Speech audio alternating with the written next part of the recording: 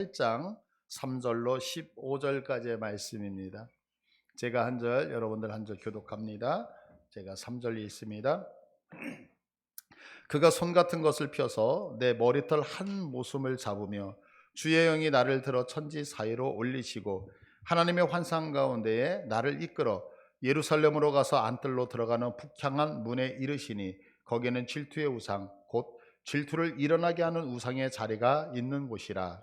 이스라엘 하나님의 영광이 거기에 있는데 내가 들에서 본 모습과 같더라. 그가 내게 이르시되 인자야 이제 너는 눈을 들어 북쪽을 바라보라 하시기로 내가 눈을 들어 북쪽을 바라보니 제단문 어기 북쪽에 그 질투의 우상이 있더라.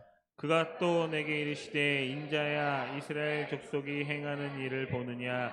그들이 여기에서 크게 가증한 일을 행하여 나로 내 성소를 멀리 떠나게 하느니라. 너는 다시 다른 큰 가증한 일을 보리라 하시더라. 그가 나를 이끌고 뜰 문에 이르시기로 내가 본즉 담에 구멍이 있더라.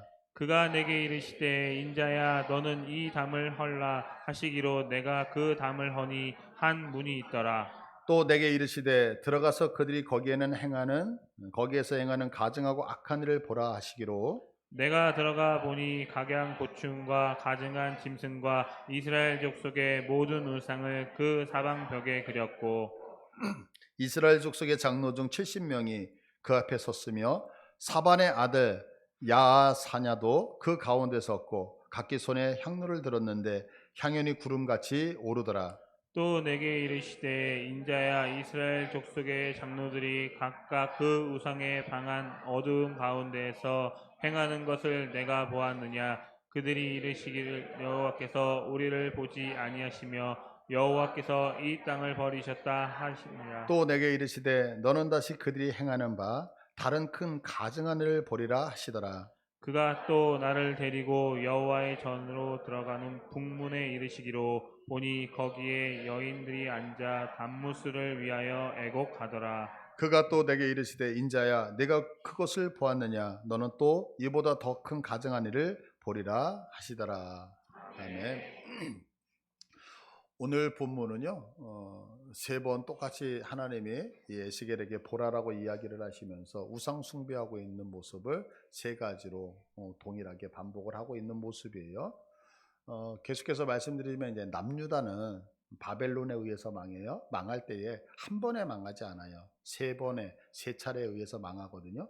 그러니까 세 차례에 의해서 망하다 보니까 어떤 현상이 생기냐면 한 번 침공했다가 포로로 끌고 가고 한 번 침공했다가 포로로 끌고 가고 그리고 세 번째 포로로 끌고 가면서 망하게 되는 거예요. 그래서 우리가 이제 포로 시대라고 하는 단어가 나오는 거거든요.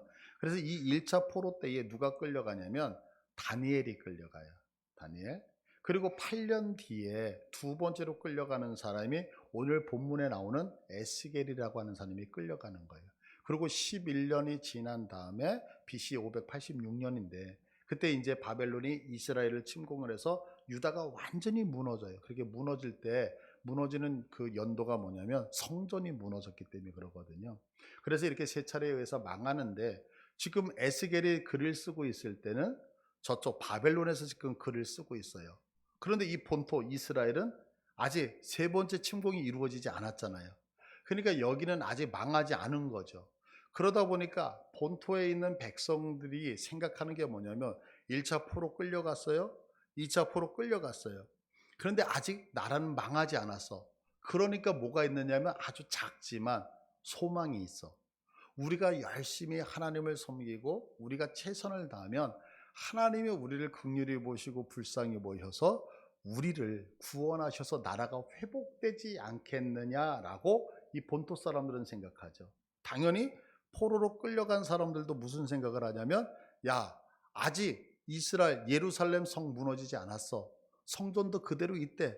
우리가 더 하나님 앞에 기도하고 간구하면 하나님이 나를 긍휼히 보시고 불쌍히 보셔서 나라가 회복될 거야 라고 하는 희망을 가지게 되어지는 거죠. 그래서 이 희망을 놓지 않고 이들이 최선을 다해서 열심을 내요. 그게 뭐냐면 예배를 드렸다라고 하는 거예요. 예배를. 근데 문제가 생겼어요. 어떤 문제가 생겼냐면 하나님 앞에 그렇게 열심히 예배를 드렸는데 하나님의 생각은 이 백성들의 생각하고 전혀 달랐다라고 하는 거죠. 그래서 우리가 이제 지금 오늘 8장을 보잖아요. 그런데 1장서부터 7장까지 내용이 무슨 내용이냐면 하나님이 그럼에도 불구하고 너희들 망해. 그래서 예루살렘 성도 완전히 망하고 예루살렘 그 성전, 솔로몬이 지었던 성전이죠. 그 성전도 다 망하고 그리고 너희들은 전부 다 포로로 다 끌려가는, 그래서 철저하게 망한다라고 1장서부터 7장까지 얘기를 하는 거예요. 그러면서 오늘 8장에 들어와서는 무슨 얘기를 하냐면 두 번째 환상을 보여주면서 이 얘기를 하는 거예요. 이 예루살렘 성과 그리고 성전이 왜 심판을 받는지 아니? 그 심판을 받는 이유는 바로 이것 때문이다라고 하면서 말씀하시고 있는 내용이 오늘 8장의 내용인 거예요. 그래서 우리는 오늘 이 본문의 말씀을 통해서요, 이스라엘 백성들이 왜 하나님의 심판을 피해가지 못하는가? 분명히 하나님 우리 사랑하시잖아요. 이스라엘 백성 얼마나 사랑해요. 그럼에도 불구하고 그렇게 사랑하시는 백성들을 하나님이 마치 포기하듯이 심판하실 수밖에 없었던 그 이유를 깨달아서 우리가 한번 신앙생활에 바른 신앙이 어떤 것인가를 찾아서 회복되어지는 시간 되기를 축복합니다. 그럼 왜 이스라엘이 하나님의 심판을 피할 수 없었느냐면 오늘 본문 한번 3절을 봐보세요. 3절을 보시면 그가 손 같은 것을 펴서 내 머리털 한 모숨을 잡으며 주의 영이 나를 들어 천지 사이로 올리시고 하나님의 환상 가운데 나를 이끌어 예루살렘으로 가서 안뜰로 들어가는 북향한 문에 이르시니, 안뜰이라는 건 성전에 지금 예배드리는 장소거든요. 그러면서 이 북쪽을 향한 문에 이르러서 보니까 뭐냐면 거기에는 질투의 우상, 곧 질투를 일어나게 하는 우상의 자리가 있는 곳이라 그래요. 지금 성전에 뭐가 있어요? 하나님의 질투를 유발하는, 하나님이 질투할 수밖에 없는 우상 숭배의 자리가 있더라, 이렇게 얘기를 해요. 또 조금 더 가서 5절을 보니까 동일해요. 5절을 보시면 5절도 그가 내게 이르시되 인자야 이제 너는 눈을 들어 북쪽을 바라보라 하시기로 내가 눈을 들어 북쪽을 바라보니, 성경에서 북쪽은 하나님의 좌소가 있는 곳이거든요. 근데 그 북쪽, 하나님이 계셔야 되는 그 좌수에 뭐가 있냐면 제단문 어기 북쪽에 그 질투의 우상이 있더라. 그러니까 무슨 얘기하고 있는 거예요? 하나님이 계셔야 되는 성소 안에 하나님의 마음을 질투케 하는 우상 숭배의 자리가 있고, 하나님이 좌소라고 하는 북쪽을 향하여 그 땅에 무엇이 있다는 거예요? 우상 숭배의 자리가 있다는 거죠. 그러니까 이스라엘 백성들이 하나님의 그 진노를 피할 수 없는, 심판을 피하지 못했던 이유가 뭐냐면 바로 하나님의 질투를 유발시켰기 때문이다라고 성경은 기록을 하고 있는 거예요. 이 질투라고 하는 단어는요, 사전을 찾아보면 이렇게 얘기해요. 다른 사람이 잘 되거나 좋은 상황이 있을 때에 미워하는 것. 다른 사람이 잘 되는 걸 미워하는 거예요. 그러니까 다 못 돼야 되죠. 나만 잘 돼야 돼. 그러니까 잘 되면은 질투죠. 그런데 이 질투 자료를, 어원을 좀 찾고 싶었어요. 질투가 도대체 어디서 나왔나. 이제 그런데 그 어원에 대한 이야기는 잘 없고, 이런 얘기를 하더라고요. 질투라는 단어가 열정이라고 하는 단어에서 나오더라고요. 열정. 그런데 미국 예일대학교의 심리학 교수였던 살롭이라고 하는 분의 이야기가 이제 찾다 보니까 나와서 그분의 이야기를 소개하니까요. 미국 사람들이 범죄를 하잖아요. 그 범죄를 했을 때 20%가 무엇 때문이냐면 이 질투 때문이래요. 그러니까 남이 잘 되는 거 꼴 보기 싫어서 그 100명 중에 20명이 범죄를 한다는 거예요. 그런데 아주 재밌는 것이 하나가 있어요. 그게 뭐냐면 이 질투의 특징이에요. 질투의 특징이 뭐냐면 질투는 나하고 상관없는 사람에 대해서는 절대 나타나지 않는데요. 그러니까 예를 들어서 이런 거죠. 내가 이제 식당을 하는 거예요. 식당을 하는데 어떤 사람이 뭐 반도체 어떤 뭐 투자를 하고 이래가지고 돈을 뭐 수백억, 수천억을 번 거예요. 그래도 그 사람이 아무리 돈을 많이 벌어도 절대 질투가 나타나지 않는다는 거예요. 근데 내가 식당을 해. 내가 김밥집을 하는데 옆에 집 김밥집이 대박이 난 거야. 그러면 그때는 질투가 막 올라온대요. 더 놀라운 건 뭐냐면 그 김밥집 사장이 나하고 너무 친해. 그러면 그때는 물불 안 가린다는 거예요. 이 질투의 특징이 뭐냐면 나하고 상관이 있을 때, 특히 나하고 관계가 많으면 많을수록 질투가 유발되어진다라고 이야기를 하고 있어요. 그러니까 질투라고 하는 것은 뭐냐면 내가 얼마나 가치 있게, 내가 얼마나 귀하게 여기느냐에 비례하는 거죠. 그럼 왜 그러느냐? 이유가 한 가지 때문에 그렇다는 거예요. 다른 사람 때문에 내가 가지고 있는 것을 잃어버릴까 봐. 잃어버릴까 봐. 어제 이제 저녁에 설교를 준비하고 있는데 저기 대부도에 계시는 사모님이 전화가 왔어요. 목사님 그러면서 여기 그 시흥 넘어가다 보면 이제 경찰서 있잖아요. 그 경찰서 앞에 그 교회가 요즘 이렇게 건축한 교회가 하나가 있거든요.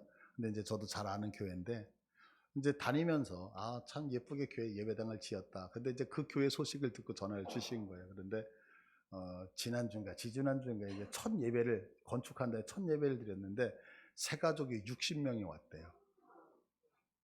60명.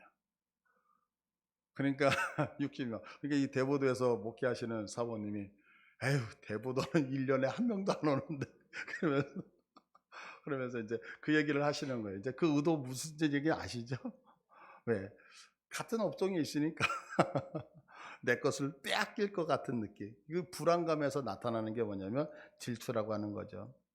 바로 이스라엘 백성들이 하나님의 심판을 피할 수 없었던 이유가 뭐냐면 나를 너무나도 사랑하시는 그 하나님의 사랑과 비례하는 거예요. 하나님의 사랑이.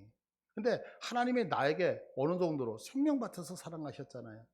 근데 생명 바쳐 사랑한 우리들이 하나님을 사랑하는 게 아니라 다른 신을 섬기니까 하나님에게 뭐가 된다?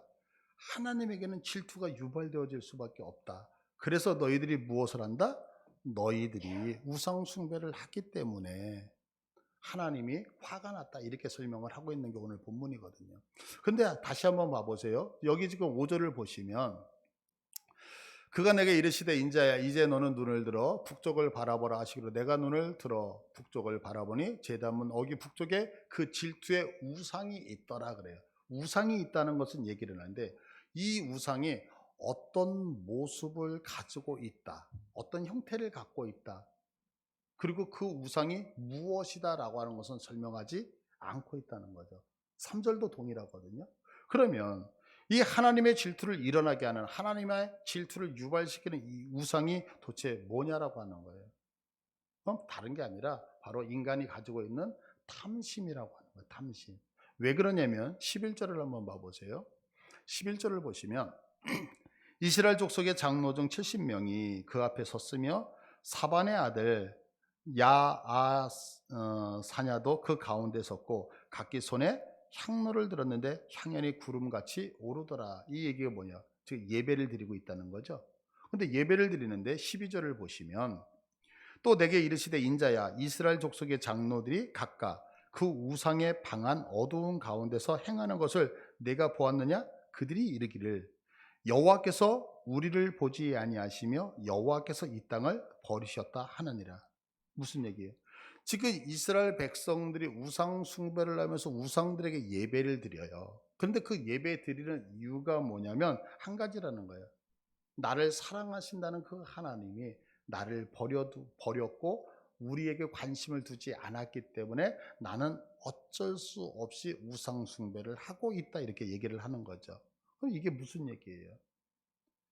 다른 게 아니라 인간이 신을 섬기는 이유가 무엇이냐를 설명하고 있는 거죠. 여러분, 세상의 사람들이 자기 나름대로 어떤 신들을 섬기잖아요. 그 신을 왜 섬길까요? 조금 더 가깝게. 우리가 지금 하나님을 섬기잖아요. 그죠? 예배하러 왔잖아요. 그러면 우리가 하나님을 섬기는 이유, 우리가 하나님 앞에 나와서 예배 드리는 이유가 뭐냐는 거죠. 근데 성경은 무슨 얘기를 하고 있어요, 지금? 이스라엘 백성들이 하나님을 섬기는 이유가 뭐냐면 하나님 앞에 영광을 돌리고 하나님 앞에 어떤 기쁨을 드리기 위해서 예배 드리는 것이 아니라 나의 형통을 위해서 내가 잘 되는 것을 위해서 예배를 드리고 있다는 거죠. 왜요? 하나님이 내 인생 속에 개입하셔서 나를 복되게 잘되게 형통하게 하셔야 되는데 하나님이 그러지 않으셨다는 거예요. 그래서 이스라엘 백성이 무슨 생각을 해요? 나한테 복 주지 않는 나에게 행복을 주지 않는 그 하나님은 필요 없어. 그래서 하나님을 제껴버리고 내게 복을 줄 수 있는 우상에게 절하고 예배를 하겠다라고 지금 고백을 하고 있는 거죠. 12절에. 이것이 지금 하나님이 생각하시는 생각과 백성들이 생각하는 생각이 전혀 다른 동상이몽이라고 하는 거죠. 여러분 생각해 보세요. 하나님이 우리를 구원하셨잖아요. 우리 다 구원받은 백성인 거 믿으시죠? 그럼 하나님이 나를 왜 구원하셨느냐는 거예요. 우리를 통해서 헌금 많이 거두시려고 그런 거죠. 하나님이 우리를 구원하셔서 너 교회 할 일 많거든, 일 되게 많거든, 그러니까 너 일 좀 해라. 그래서 우리에게 어떤 일꾼 삼으시려고, 그래서 일 시켜가지고 하나님이 자기 마치 휘하여 어떤 부활을 이끌듯이 그러시려고 하나님 우리를 구원하셨나요? 성경 그렇게 얘기하지 않잖아요. 하나님이 우리를 구원하신 이유에 대해서 분명히 얘기를 해요. 그게 뭐냐면 출애굽기 15장 17절을 봐보세요. 15장 17절 우리 다 같이 읽습니다. 시작. 주께서 백성을 인도하사 그들을 주의 기업의 산에 심으시리이다. 여호와여 이는 주의 처소를 삼으시려고 예배하신 것이라. 주여 이것이 주의 손으로 세우신 성소로서이다. 하나님께서 우리를 인도하셨어요. 출애굽시키셨어요. 구원시키셨단 말이에요.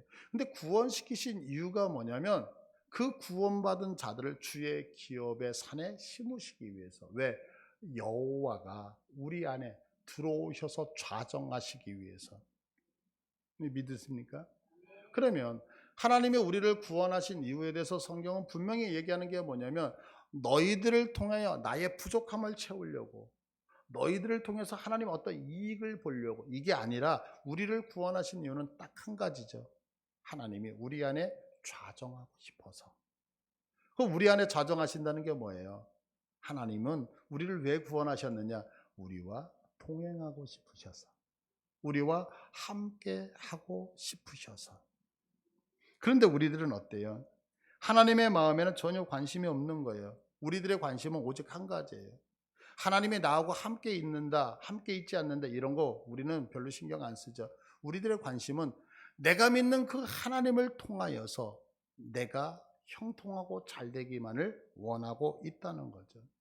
그래서 성경은 이렇게 얘기해요. 14절을 보시면 그가 또 나를 데리고 여호와의 전으로 들어가는 북문에 이르기로 보니 거기에 여인들이 앉아 단무스를 위하여 애곡하였더라라고 해요. 성경에 지금 단무스를 위하여 애곡했다는데 이 단무스는 누구냐면 이 단무스의 그 부인이 그 이슈타르라고 하는 신이거든요. 신이라고 그러니까 되게 이상하지만, 근데 이제 이게 그 바벨론 시대에 미와 연애 그리고 풍부 그리고 다산의 신이었어요. 그런데 이 그 단무스가 무엇을 하냐면 단무스는 그 봄에 이렇게 풀들이 나잖아요. 풀. 그러면 그 풀들이 나면 이제 그 방목을 했던 양떼들이 그 풀을 막 뜯어 먹어요. 그러면 그 양들을 보호하는 신이 단무스였거든요. 근데 이 바벨론 사람들은 무슨 생각을 하냐면 단무스가 지하로 내려가는 거예요. 그 내가 지켜야 될 토지를 지키지 않고 지하로 멀리 떨어지면 식물들이 시들시들 이렇게 시든다고 생각을 하는 거예요. 그래서 이 그 부인이었던 이스타르가 막 울어요. 여보 어디 갔어? 내가 당신 사랑하는데 빨리 올라와. 그러면 그 우는 애곡하는 소리를 듣고 단무스가 저 지하에 있다가 땅 위로 올라와요. 그러면 그 죽어가던 잎사귀들이 다시 막 파릇파릇하게 살아난다고 생각을 했던 거예요. 지금 거기서 지금 무엇을 하냐면 백성들이 보세요. 지금 목축을 해요. 농사를 지어요. 그런데 장렬하는 태양 안에서 지금 곡물들이 다 죽어가는 거예요. 그러니까 무슨 얘기를 해요? 아, 지금 단무스가 저 지하 세계로 갔구나. 그래서 지금 그 부인이 단무스를 울어서 불러서 이렇게 올라오라고 하는 것처럼 여인들이 통곡을 하면서 단무스야 올라와라 올라와라 라고 얘기를 하는 거죠. 그러니까 결국은 이게 무슨 얘기를 하고 있는 거예요? 단무스 네가 지하로 내려가니까 식물이 다 죽었어. 그래서 양떼들이 다 죽어. 다시 지상으로 올라와서 자연을 소생시켜 주라라고 하면서 운다는 얘기가 지금 이 얘기거든요. 자, 그럼 보세요. 지금 여인들이 우는 이유가 단무스라고 하는 신을 위해서 우는 거예요? 아니면 내가 지금 손해를 받기 때문에 우는 건가요? 그죠? 손해를 받기 때문에 울고 있다는 거죠. 그러니까 지금 우리가 생각해야 되는 게 뭐냐면 하나님은 우리와 함께 하시겠다고 생명까지 주셨는데 우리들의 관심은 내가 우는 이유, 내가 기도하는 이유, 내가 믿음의 생활을 하는 이유, 내가 예배 드리는 이유가 하나님 앞에 무엇을, 내가 섬기고 있는 하나님이 초점이 아니라 다 어디에 초점을 맞추고 있더라? 내가 잘 되는 거에만. 그런데 그 하나님이 생각이 있으시잖아요.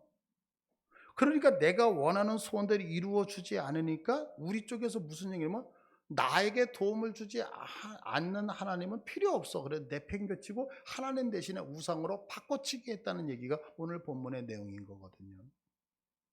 지금 이 하나님의 마음을, 이 속상한 하나님의 마음을 성경은 어떻게 표현하면 질투라고 하는 단어로 표현을 하고 있다고 하는 거죠. 내가 너를 얼마나 사랑했는데 너는 내 자신만을 위해서 나를 헌신짝처럼 버리느냐라고 얘기를 하는 거죠. 바로 하나님이 이스라엘 백성들을 그토록 사랑하셨음에도 불구하고 그들이 하나님의 심판을 받을 수밖에 없었던 이유가 뭐냐면 바로 이것 때문이라는 거예요. 그러니까 하나님의 사랑을 자신들의 탐심으로 바꿔서 하나님의 마음을 저버렸기 때문에. 그거 한번 질문해 보자고요. 여러분, 우리 하나님 지금 섬기고 계시죠? 예배 드리고 있죠? 이 예배, 우리가 기독교 신앙을 하면서 신앙생활, 믿음의 생활을 하는 이유가 도대체 무엇이냐는 거예요. 정말 하나님의 기쁨 되기 위해서, 그 하나님이 베푸신 은혜가 좋아서 반응하기 위해서 하나님 앞에 영광 돌리기 위해서 예배를 드리느냐, 아니면 이 예배라는 것을 통하여서 하나님이 내게 주실 은혜와 복이라고 하는, 내가 잘 돼야 된다라고 하는 것 때문에 주님을 섬기느냐, 한번 생각해 봐야 된다는 거죠. 근데 한번 봐보세요. 오늘 성경 본문 12절을 한번 보시면요, 이렇게 설명해요. 또 내게 이르시되 인자야 이스라엘 족속의 장로들이, 그래요. 여기서 장로라고 하는 얘기는 연세가 많다 이런 얘기거든요. 그런데 이 당시의 장로님들, 이스라엘 장로라고 하는 것은 우리들이 생각하는 연장자의 개념이 아니라 모든 것을 다 쥐고 계셨던 분들이거든요. 그래서 심지어 성경을 보면 어때요? 이 장로님들이 어떤 재판 같은 것도 하잖아요. 마을에 큰 일들이 있을 때 그것을 대소사를 결정하는 일들도 다 한단 말이에요. 그러니까 모든 것을 다 갖고 있는 지도자들이거든요. 근데 이 지도자들이 무엇을 하고 있느냐면 우상 숭배를 하고 있다라고 성경은 기록을 하고 있어요. 그러면 그 얘기는 뭐예요? 이 장로들이, 이스라엘 장로들이 우상 숭배를 한다는 것은 그 밑에서 치리를 받고 있는 모든 이스라엘 백성들은 다 우상 숭배를 하고 있다는 거죠. 자, 말씀 정리합니다. 하나님께서 이스라엘을 심판하시는 이유가 뭐냐면 위에서부터, 백성의 위에서부터 아래까지 단 한 사람도 빠짐없이 하나님을 위한 신앙생활이 아니라 모두 다 누구를 위한? 자기 자신의 욕망을 채우기 위한 신앙생활을 하고 있다는 거죠. 조금 과격하게 말씀드리면 왜 믿음 생활을 하느냐? 자신의 꿈과 탐욕을 채우기 위해서 신앙생활을 한단 말이에요. 그래서 이스라엘 백성은 하나님의 심판을 면하지 못했다라고 얘기를 하는 거죠. 그래서 골로새서 3장 5절은 우리에게 이렇게 경고하고 있어요. 한번 봐보세요. 그러므로 땅에 있는 지체를 죽이라. 곧 음란과 부정과 사욕과 악한 정욕과 탐심이니 탐심은 우상 숭배니라. 이것들로 말미암아 하나님의 진노가 임하느니라. 임하느니라. 그럼 오늘을 살아가는 우리들도 이스라엘 백성들하고 동일하잖아요. 우리는 어떤가요? 우리는 좀 다른가요? 우리도 여전히 어떤 내 것을 위해서 하나님을 섬기고 내 것을 위해서 주님 앞에 기도하고 내 것 때문에 주님 앞에 충성하는 경우가 너무너무 많잖아요. 그럼에도 불구하고 우리들의 인생을 보면 오늘도 우리는 심판당하지 않고 멀쩡하게 살아있죠. 왜 살아있을까요? 지난주에 배운 거, 예수 그리스도의 공로에 의해서. 그래서 성경은 우리에게 이렇게 말씀하죠. 로마서 8장 1절 2절에서 그러므로 이제 그리스도 예수 안에 있는 자에게는 결코 정죄함이 없나니 이는 그리스도 예수 안에 있는 생명의 성령의 법이 죄와 사망의 법에서 너를 해방하였습니다. 아멘. 그러니까 우리가 구약의 성도들보다 뭔가가 잘났고 잘하고 있기 때문에 은혜를 입고 있는 게 아니라는 거예요. 성경은 철저하게 무슨 얘기예요? 우리도 똑같아요. 우리도 하나님 섬기는 이유가 그들하고 조금 더 다를 게 없다는 거죠. 그럼에도 불구하고 오늘 심판을 받지 않고 살아가는 이유는 이것이 하나님의 은혜라고 성경은 이야기를 하고 있죠. 그래서 이 에스겔서는 총 몇 장으로 되어 48장으로 되어져 있거든요. 근데 이 48장이 결론이고 47장도 결론인데 그 결론에서 이런 얘기를 해요. 47장 8절을 보시면, 자, 에스겔서 47장 8절. 그가 내게 이르시되 이 물이 동쪽으로 향하여 흘러 아라바로 내려가서 바다에 이르리니 이 흘러내리는 물로 그 바다의 물이 되살아 나리라. 바다가 다 죽었는데 뭐예요? 흘러내리는 물로 바다가 살아난대요. 흘러내리는 물이 뭘까요? 예수님이 우리를 위해서 흘려주신 그 보혈이 모든 걸 다 회복한다는 거예요. 오늘 말씀을 준비하면서 여러분들은 이런 은혜가 있기를 원해요. 나는 멸망받아 마땅하잖아요. 왜? 자격이 없으니까요. 믿음의 생활을 어쩔 수 없이 세상 사람하고 동일하게 하지만, 그러나 하나님의 은혜로 우리가 은혜를 받고 오늘도 그 은혜 안에서 행복하게 누리고 있잖아요. 그렇다면 이것을 깨달았다면 이제 우리의 신앙에 대해서 한번 점검했으면 좋겠어요. 그래서 조금은 믿음 생활하면서 가난한 신앙이 아니라 하나님의 마음을 헤아려서 조금은 부한 마음으로, 하나님의 마음을 깨달아서 조금은 넉넉한 마음으로 하나님 앞에 다가가는 모습이 우리 안에 있기를 간절히 축복합니다. 예. 이 시간에 우리 말씀 붙들고 한번 기도했으면 좋겠습니다.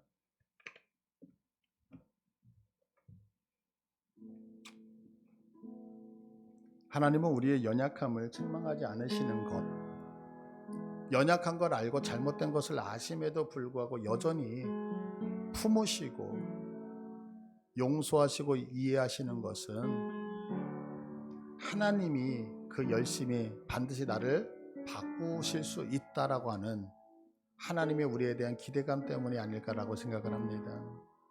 여러분, 지금까지 내가 어떻게 믿음의 생활을 해왔던지 그 모든 것들 다 내려놓고 오늘 말씀 안에서 받은 은혜대로 기도했으면 좋겠습니다. 내 자신만을 위해서가 아니라 나를 위해서 생명 바쳐주셨던 예수님을 위해서, 하나님을 위해서 믿음 생활할 수 있는 넉넉한 자 되게 해달라고 이 시간에 한번 말씀 보여줬고 기도합니다. 주님, 그렇습니다. 우리는 인생을 살아가면서 믿음의 생활을 합니다. 그런데 오늘 말씀과 같이 세상의 사람들하고 전혀 진배 없는 것은 하나님을 섬기면서 그 하나님으로부터 받는 복, 하나님이 주시는 은혜 때문에, 그래서 내가 나에게 이것을 주실까 저것을 주실까 고민하면서 그것을 받아내기 위해서 하나님의 내가 믿음의 생활을 하고 있는 것은 아닌지요. 그래서 결국에는 하나님의 마음을 헤아리지 못하고 하나님이 아니어도 내가 은혜와 복을 주고 나의 인생 속에 잘됨과 형통을 허락하기만 하면 하나님 말고도 바꾸어낼 수 있다라고 하는 미련한 마음으로 우리가 믿음의 생활을 하면서 하나님이여 이렇게 나가고 있는 것은 아닌지 생각해 봅니다. 오늘 말씀을 통해서 깨닫습니다. 주께서는 그것을 싫어하시며 우리를 통하여서 하나님 무엇인가를 얻기 위하심이 아니라 나와 동행하시고 함께 하시고 우리와 발을 맞추어서 모든 것들을 하고 싶어 하시는 하나님의 마음을 깨닫습니다. 이 마음이 우리에게도 넉넉한 마음으로 자리 잡기를 원합니다. 그래서 하나님을 이용하여서 목회하겠다, 하나님을 이용하여서 내 인생이 형통하겠다, 하나님을 이용해서 무엇인가를 하겠다가 아니라 제대로 된 믿음을 가지고 그 은혜에 반응하면서 하나님 앞에 감사로만 영광 올려드릴 수 있는 우리 모두 되어질 수 있도록 도와주시옵소서. 그래서 하나님이 내게 말씀하셨을 때에 하나님이 그 자체가 좋고 하나님과 동행함이 좋다라고 고백하는 우리의 넉넉한 신앙, 부한 신앙 되게 하여 주옵소서. 하나님, 우리의 신앙에 대해서 한번 뒤돌아봅니다. 이스라엘 백성들이 하나님의 심판을 모면하지 못하고 나를 그렇게 사랑하심에도 불구하고 하나님의 심판을 받으며 결국에는 다 멸망당할 수밖에 없었던 그 이유, 그것은 믿음의 방향이 잘못되어졌기 때문인 것을 말씀하셨습니다. 하나님, 그들과 같이 오늘 나도 하나님을 섬기며 예배하는 자로 서 있는데 내가 주님을 섬기고 예배하는 이유가 하나님 앞에 기쁨이 되어지고 하나님의 자녀로서 마땅히 아버지 앞에 영광과 존귀가 아니라 하나님을 이용하여 내 인생의 유익을 꾀하고 있는 계산적인 믿음의 생활을 혹여나 하고 있지는 않은지요. 그랬다면 하나님 용서하여 주시옵소서. 생각을 바꾸게 하시고 태도를 바꾸게 하시고, 그래서 하나님, 내가 하나님을 이용하여 마치 나의 종과 같이 부려 하나님을 통하여 이익을 추구하려고 하는 못된 신앙이 아니라 하나님의 마음과 같이 나도 주님과 동행하는 그 자체가 좋아, 아버지와 아들의 관계 안에서의 형통한 신앙을 감당해내는 우리 되게 하여 주옵소서. 주님, 여전히 부족하고 여전히 죄 많은 저희들을 하나님의 용서하시고 기다려 주시니 감사합니다. 은혜 주실 때에 깨닫게 하여 주시고 은혜 주실 때에 회복하여 주의 마음을 흡족하게 해드리는 우리 모두 되게 하여 주옵소서. 예수님의 이름으로 기도드립니다. 아멘. 우리 다 같이 일어나셔서 우리 300